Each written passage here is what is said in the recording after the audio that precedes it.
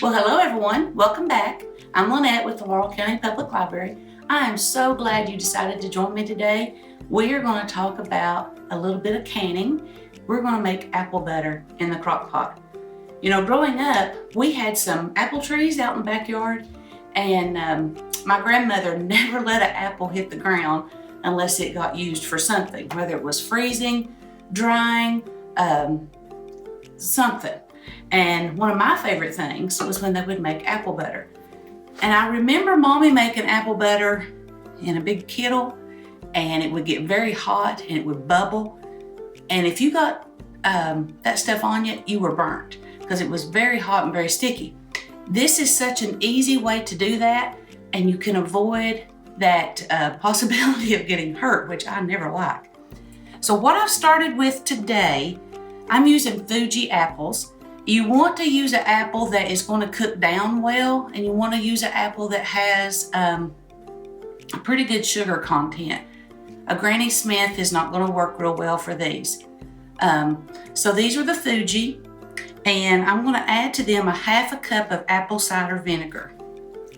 And that's all I need to start with.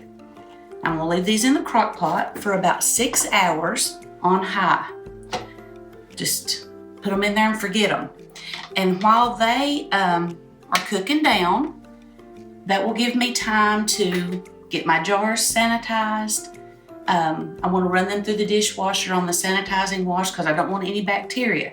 Because this is not a pressure canning situation. We're just going to use the hot jars and then seal them. So you really want to make sure that the jars are good and clean. So let's talk about canning a little bit. If there's a food out there that you love, then there's a way for you to preserve it, to have it in the cold winter months when you miss it. You could dry it, you could freeze it, you can can it, lots of different things to do. Now I'm just gonna say, I'm not a big person that does a lot of canning right now, but that is one of my retirement goals, is to do some more canning and preserving type things. So I have some books to learn from. This is a Better Homes and Gardens, and it takes you step by step through everything. The library has tons of books on canning. But one thing that I would recommend to you before you ever start, oh my gosh, look at that, Elena, that's a strawberry salsa. Does that not look delicious? I'm telling you, you start looking at some of these recipes and these pictures in here, it just makes you hungry. But anyway, make sure that you have all the tools that you need.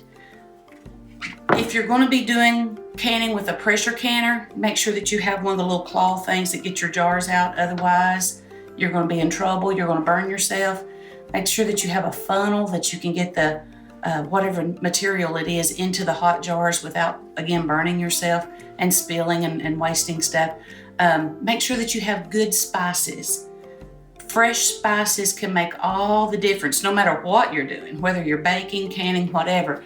So make sure that you have all of that stuff together before you ever get started.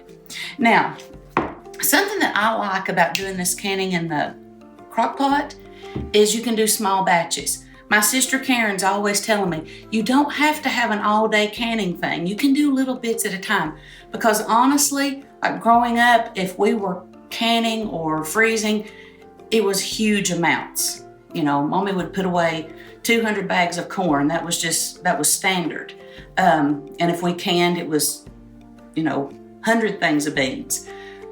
And so that is what's in my mind, and I get a little overwhelmed with it. So this is nice because you can come in and just get it done and go with it. Now, word of advice is this takes about 10 hours to do. It's going to cook on high for 6, then we're going to stir it, we're going to add spices, and it's going to cook for another 4 on low. So if you want to make something like this apple butter, you want to start, with enough time that you're going to be able to finish it and not, be up all night or whatever.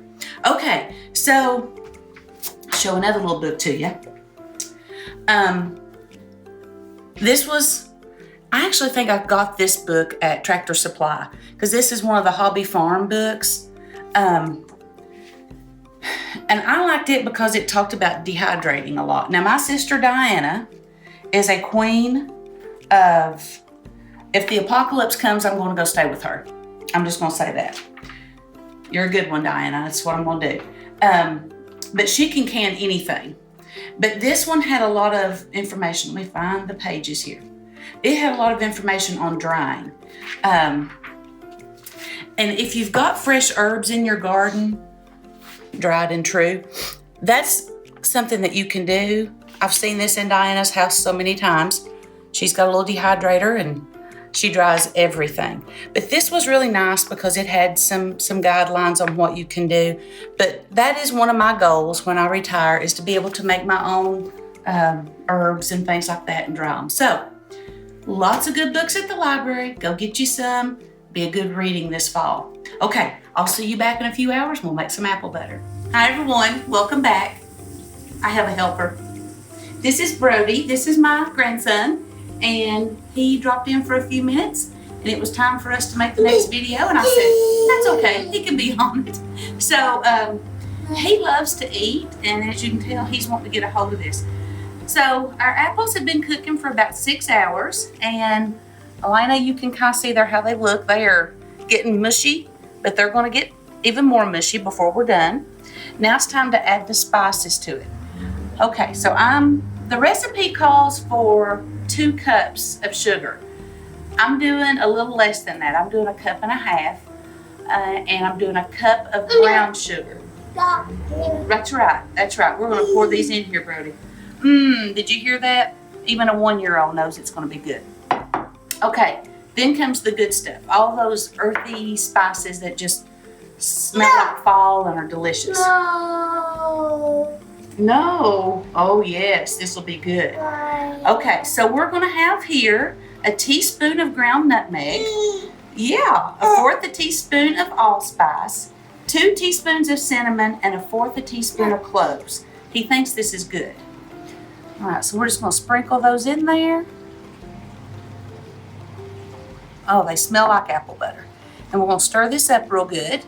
And then I'm gonna turn the heat down to low because they've been cooking on high. I'm gonna turn them down to low, and they're gonna go about 4 more hours, and then we'll be ready to bottle or to jar them. What do you think about that, Brody? It look pretty good? I think it looks great. Okay, so check back with us in about 4 more hours. Brody probably won't be here, but we'll make some apple butter. Thanks, guys. Goodbye, Brody. Tell them bye. See you next time, maybe. All right, guys, welcome back. We're to the final step in our apple butter process. So Elena's going to come on over and show where we're at here. You need to have your bottle or your jars. I keep saying bottles. You need to have your bottle or your jars really hot. So I have them in a water bath, and I have the rings in there as well, because the little rubber part on the rings has to get hot so that they will seal on the jar. So I thought my electric skillet would probably be the easiest way to do that, so they're doing their magic. Here's our apple butter. Now it has a little bit of chunks to it. If you wanted it smoother than this, just take an immersion blender and just get it to the consistency that you're happy.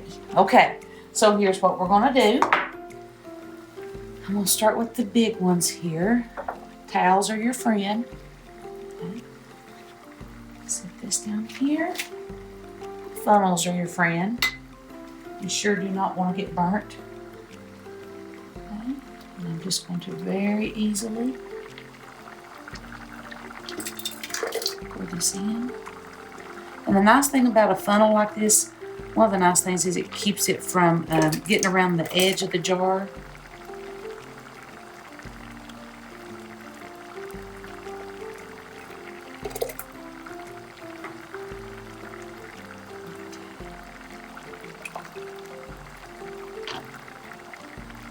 Do just a little bit more. Okay. So there's that one. And I'm going to take the ring here. Now these will sit on the counter throughout the night, and hopefully they'll seal. When I get up in the morning, I will check them to make sure that they have sealed. Okay. Put that on. Tighten it really well. And there's one down. It's pretty, isn't it? All right. Well, guys, don't be afraid to do a little canning. Get in there, find you a good cookbook if you don't know how, and get started. There's plenty of instruction at the library. So thank you, and see you next time.